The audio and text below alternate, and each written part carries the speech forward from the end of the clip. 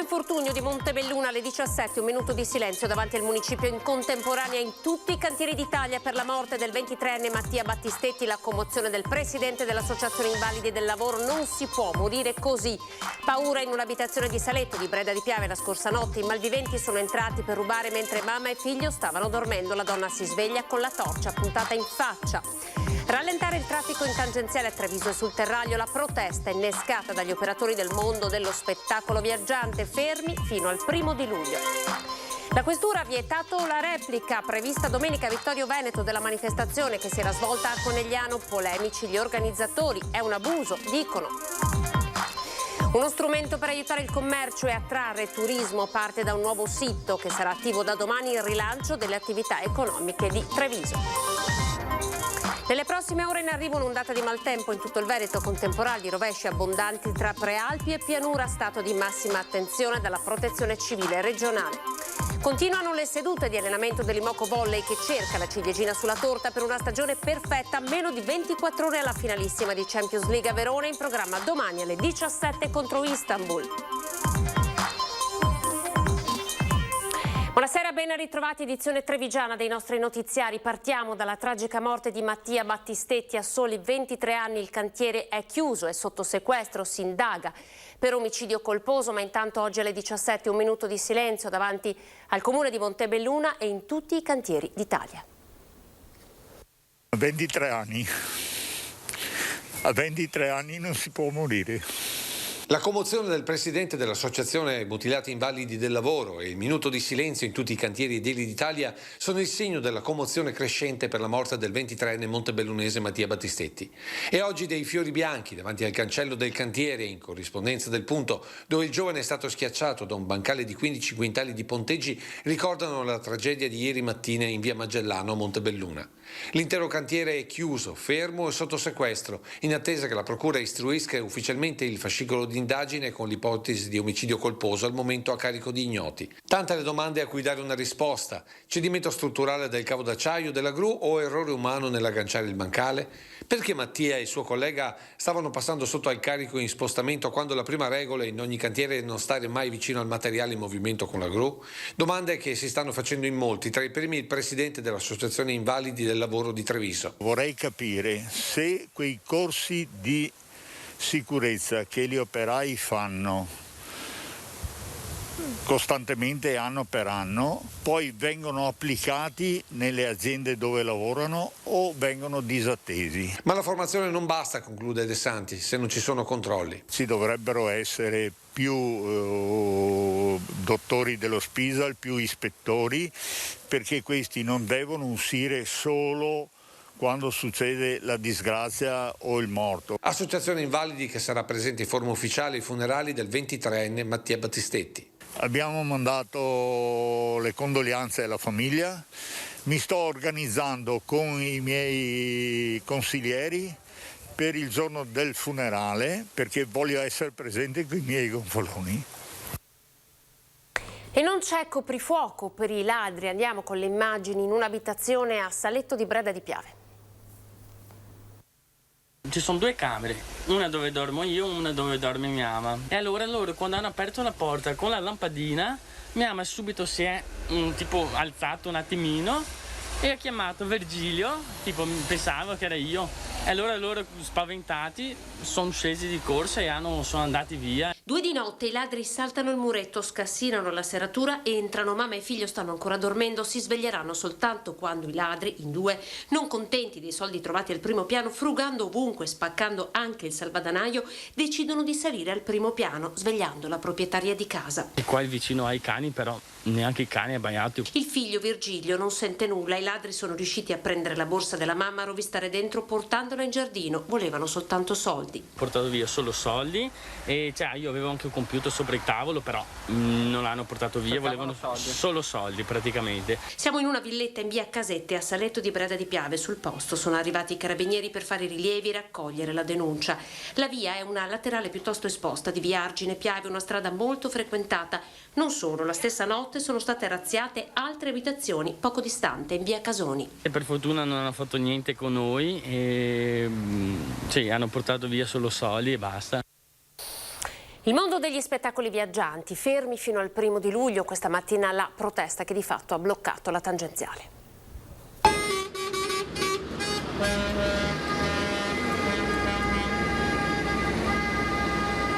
Prato della Fiera, il Luna Park di Treviso si trasforma nel ritrovo della protesta del mondo degli spettacoli viaggianti, giostre, chioschi, fermo da 1 anno e 3 mesi con ristori irrisori.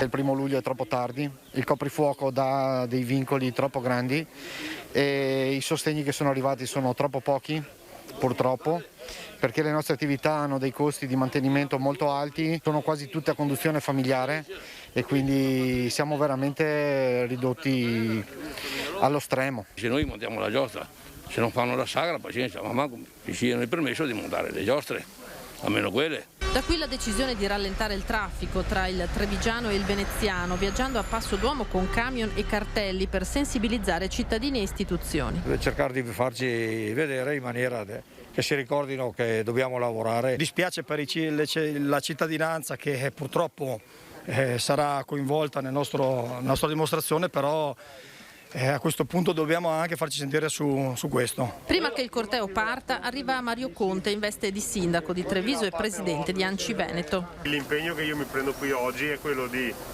come ANCI, scrivere anche al governo e scriverò anche ai parlamentari di chiedere di anticipare quello che è la riapertura dei Luna Park e degli spettacoli viaggianti.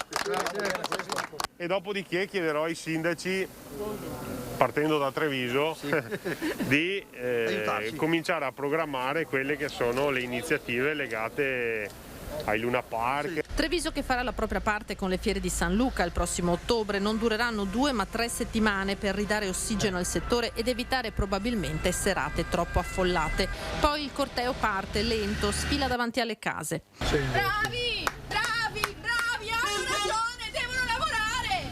Dalla tangenziale raggiunge la Postumia fino a Olmi, poi la Treviso Mare e ancora la tangenziale, obiettivo il Terraglio. Si formano lunghe code, intervengono carabinieri, polizia, vigili urbani, il disagio è evidente, ma altrettanto lo è la solidarietà di chi è al volante e si unisce con un colpo di clacson al grido d'aiuto dell'ennesima categoria che chiede solamente di poter lavorare. Parliamo di vaccinazione nel giorno in cui il Veneto rimane in zona gialla e record di vaccinazioni per la nostra regione. Su questo tema il punto stampa del presidente Zaia, che è tornato anche sulla polemica dei test rapidi.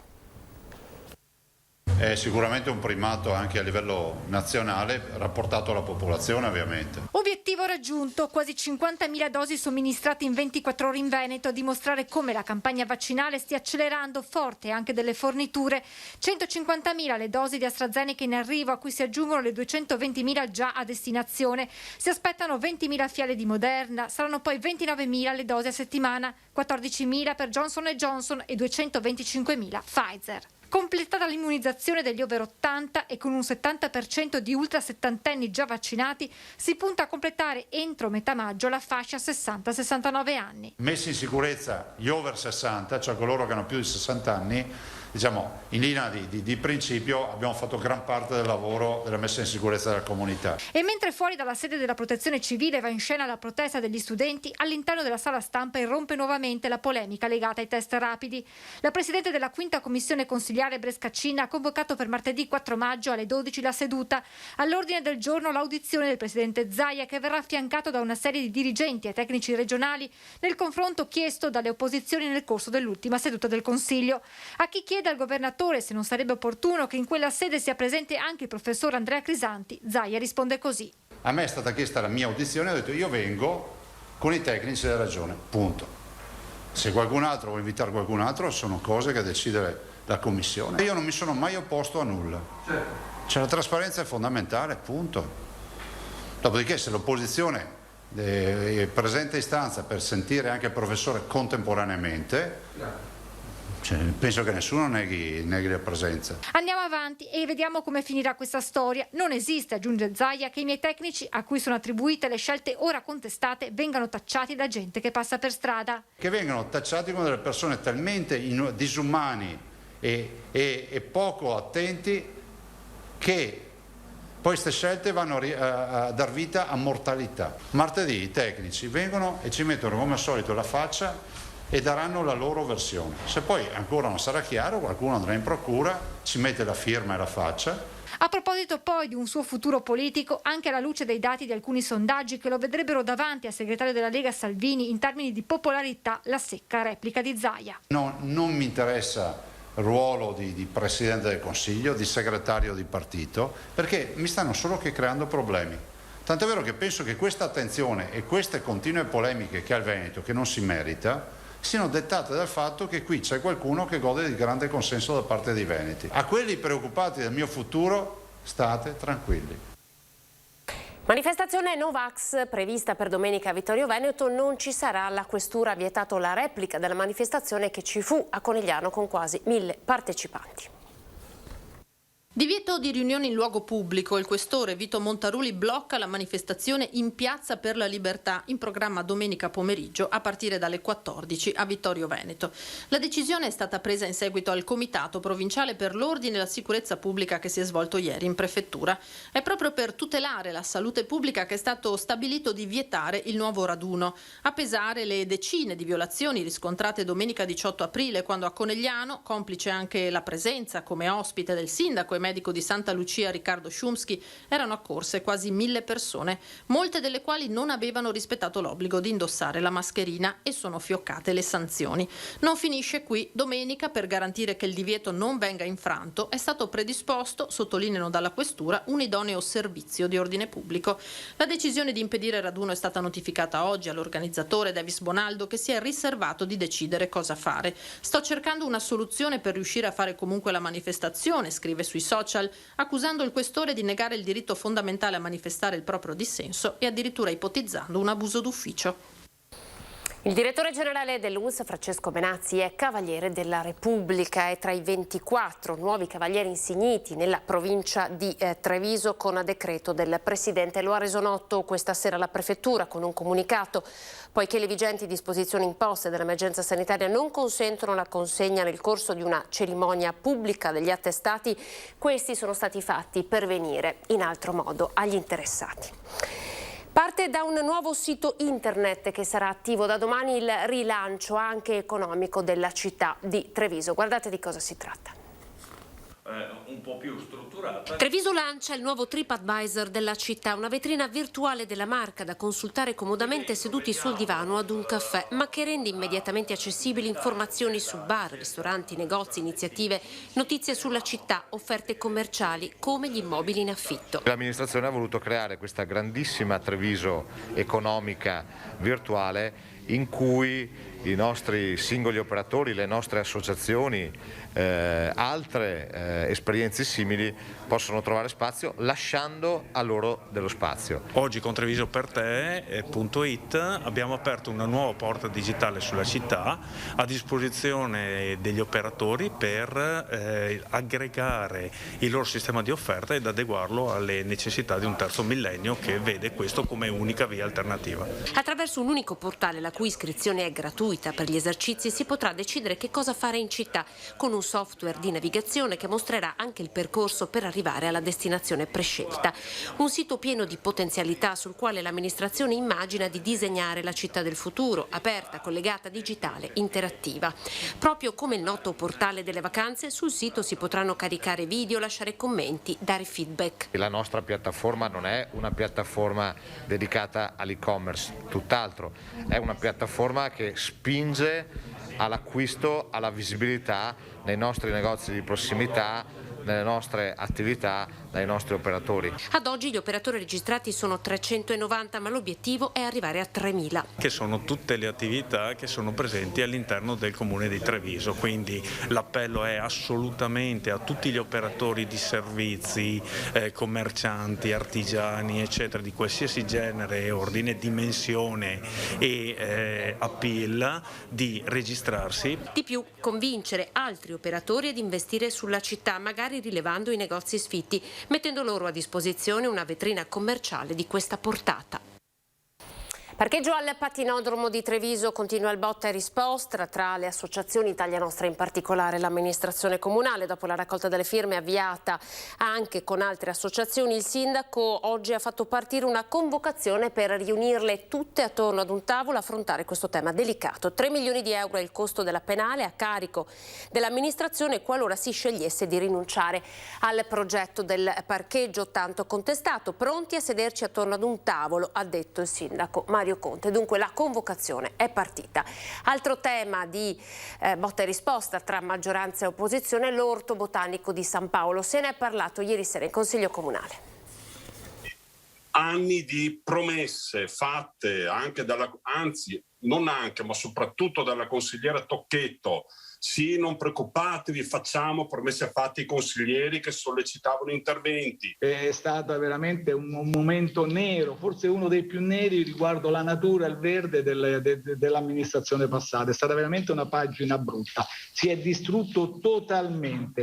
L'orto botanico di Treviso, la cui vita si deve al professor Gianni Anselmi, grande studioso delle piante, scomparso circa un anno fa, segna le battute iniziali del Consiglio Comunale di ieri sera. È il primo ufficiale acceso botta e risposta tra maggioranza e opposizione. È stato bloccato da anni dall'ingegner Spigariol, che per anni, non aiutava nel progetto. Perfino io l'ho, incalzata molte volte anche come presidente di commissione. Per cui che lui venga a dire che finalmente è ripartito, no, finalmente sta funzionando. In mattinata la maggioranza ha diffuso una nota condannando l'intervento della consigliera Tocchetto, parlando di caduta di stile nell'attacco ad una dipendente comunale in quel momento assente.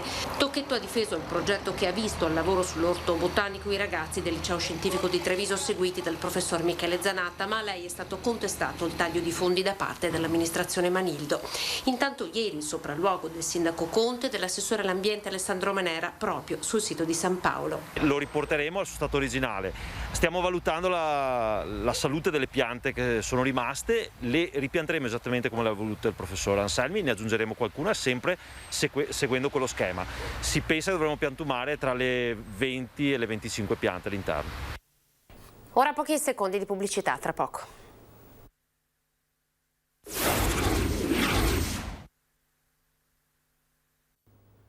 Ben ritrovati, partiamo dalla cronaca. I carabinieri alla porta, il tentativo da film per scampare ai militari, calarsi dalla finestra del primo piano con il borsone pieno di droga. Ma non è servito al 21enne di Villorba, bloccato dai militari dopo che il ragazzo aveva fatto solo pochi metri a piedi, convinto che avessero messo gli occhi su di lui dopo un'attenta indagine che li aveva portati a far scattare la perquisizione in casa. In tutto, infatti, i carabinieri hanno sequestrato quasi 2 chili di marijuana, gran parte nascosta in quel borsone. In casa c'erano anche i 2 bilancini di precisione, 120 euro in contante, materiale per il confezionamento della droga. In un periodo storico di chiusura andiamo a Castelfranco Veneto, dove oggi è arrivata la vicepresidente di Confindustria Maria Cristina Piovesana per l'inaugurazione di una nuova linea produttiva. Nel tempo difficile delle chiusure delle imprese costrette a staccare la spina, la Stiga investe a Castelfranco Veneto con una nuova linea produttiva destinata a valicare i confini nazionali e aggredire il mercato internazionale con la robotica applicata al giardinaggio. L'azienda, che esporta già in 70 paesi, ha presentato oggi Stig, robot di ultima generazione per il taglio dell'erba ad uso domestico. Un prodotto sviluppato e disegnato qui in Italia da ingegneri italiani e sviluppato e prodotto in una fabbrica italiana. E Stig ci porta in quello che sarà il futuro della nostra azienda. Autonomo, programmabile, ma soprattutto efficiente. La rivoluzione è quella del lavoro sostenibile. Dietro Stig ci sono quasi 30 brevetti. Il team è assolutamente eterogeneo e è composto da ingegneri, tecnici, prototipisti, sviluppatori software, informatici e addirittura abbiamo anche un agronomo. Il mondo non si ferma perché un domani arriverà e avere aziende che hanno questo tipo di visione, sapere di averle in città, ribadisco, è un motivo d'orgoglio. Presente all'inaugurazione del progetto, che rientra in un piano di investimento di oltre 15 milioni di euro, anche la vicepresidente di Confindustria con delega all'ambiente Maria Cristina Piovesana. La Protezione Civile regionale ha decretato lo stato di massima attenzione fino a domenica per il maltempo in arrivo nelle prossime ore, in particolare su Prealpi e Pianura. Lo conferma il generale Giancarlo Iannicelli.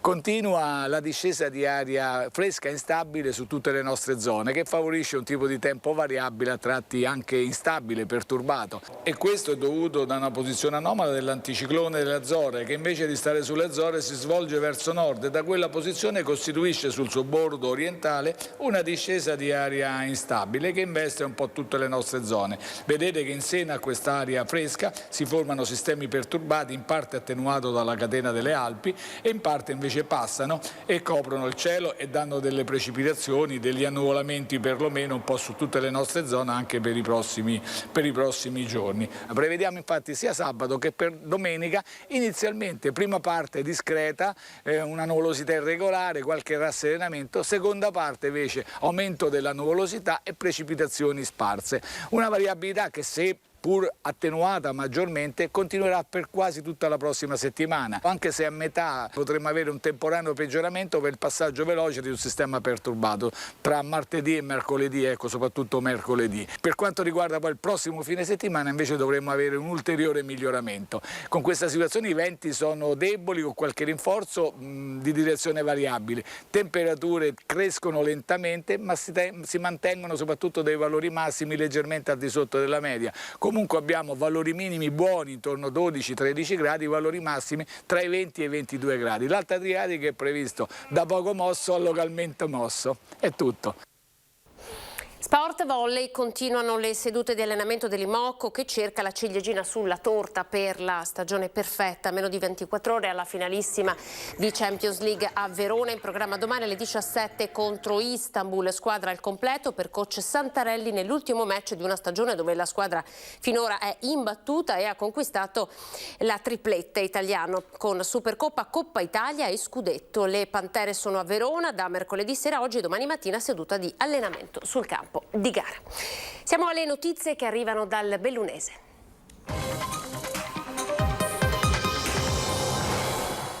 Parliamo del settore alberghiero, in apertura perdite del 76% con un calo di fatturato di circa 200.000 euro di media, così si chiude la stagione invernale.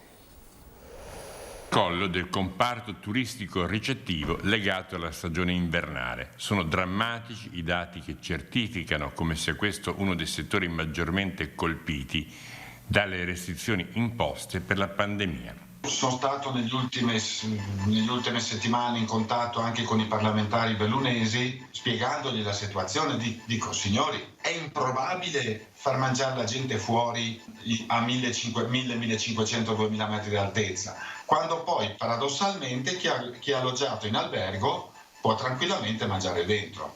Confrontando la stagione invernale 2020-2021 con l'ultima completa, la 2018-19, emerge come la ricettività alberghiera abbia registrato nei territori a vocazione turistica invernale e nei comprensori sciistici perdite medie pari al 76%. Urgono rimedi. Avrei suggerito anche ai parlamentari di presentare un emendamento in cui si dice che i comuni montani, comuni considerati montani, possano essere esonerati da questo obbligo. Il solo comparto alberghiero montano bellunese nell'ultimo quadrimestre ha perso circa 40 milioni di euro di fatturato. A ciò vanno sommate le pesantissime perdite subite anche da campeggi, rifugi alpini, attività extra-alberghiere, commercio e pubblici esercizi. E non bastasse, il turismo dall'estero è fortemente a rischio. Si comincerà con clientela prettamente italiana con il fine settimana del Giro d'Italia, che è il 23-24 maggio. Le imprese venete della montagna con pacatezza e determinazione però vogliono essere protagoniste del rilancio. Le ascoltiamo. L'accelerazione impressa dal governo Draghi al Recovery Plan è stata positiva. Ora però devono essere coinvolti imprese e territori. Solo così ci potrà essere un rilancio effettivo dell'economia. Questo l'appello della Presidente di Confindustria Belluno Dolomiti. Nei prossimi mesi dovremo rispondere forse a delle produzioni più importanti di quello che credevamo. Questo è sicuramente una bellissima notizia, ma nello stesso momento potremo vederci, fuori mercato perché i nostri lavoratori non sono in grado di essere al lavoro o hanno problemi a casa. Dobbiamo vaccinare subito, vaccinare tanto. Attuare il piano entro il 2026, come previsto dagli accordi, non sarà semplice e per questo le regole da applicare dovranno essere chiare, semplici, incisive e trasparenti. Noi abbiamo nel bellunese un gioiello però che è stato trascurato negli ultimi 20 anni e oggi abbiamo la possibilità di recuperarlo. Turismo e transizione ecologica. Sono questi i binari sui quali le piccole e medie imprese della regione sono chiamate a muoversi per affrontare i prossimi mesi in chiave di rilancio, a cominciare dal 1° maggio. Io spero sia all'insegna della speranza per il bellunese. Certo abbiamo delle situazioni non facili, abbiamo delle crisi aziendali anche sul territorio, però speriamo veramente di poterle superare. La cronaca alle 6:30 del mattino. I vigili del fuoco sono intervenuti in Piazza dei Martiri a Belluno per l'incendio divampato al 4º piano mansardato di una palazzina. I pompieri, arrivati con il personale di prima partenza e l'autoscala, con l'ausilio del quale entravano nell'appartamento in fase di ristrutturazione, hanno spento il principio di incendio circoscritto al bagno. Le cause sono probabilmente di natura elettrica, sono al vaglio dei tecnici dei vigili del fuoco. Le operazioni di soccorso e messa in sicurezza dell'abitazione sono terminate alle 9 del mattino. Questa era per noi l'ultima notizia, grazie per essere stati in nostra compagnia. Come sempre ora le previsioni del tempo. Arrivederci.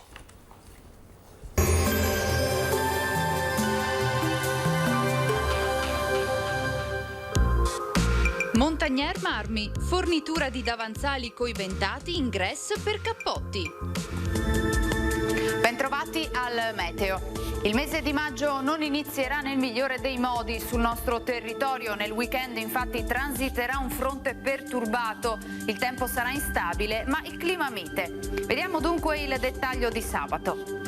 Sul Veneto 1° maggio all'insegna, come vediamo, della variabilità. Inizialmente al mattino sarà asciutto e per lo più soleggiato, via via più nuvoloso con il passare delle ore e dal pomeriggio temporali, dapprima sulle zone montane e pedemontane, poi un po' su tutta la nostra regione. Attenzione perché potrebbero verificarsi fenomeni anche di forte intensità accompagnati da locali grandinate. Forti venti nord-orientali. Temperature, come detto, in aumento, minime tra 10 e 13 gradi, valori massimi compresi invece tra i 18 e i 23 gradi all'incirca. Ci spostiamo ora sul Friuli Venezia Giulia, anche in questo caso ampio soleggiamento in mattinata, a seguire precipitazioni più diffuse anche moderate. Temperature minime tra 13 e 15 gradi, massime sui 20-22 gradi. Infine uno sguardo alla situazione del Trentino Alto Adige. Prima bel tempo, dalle ore pomeridiane acquazzoni ovunque, localmente anche forti.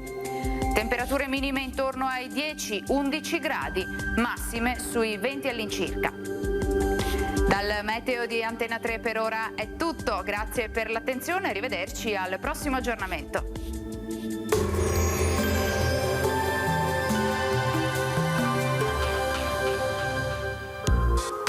Montagnier Marmi, fornitura di davanzali coibentati in grès per cappotti.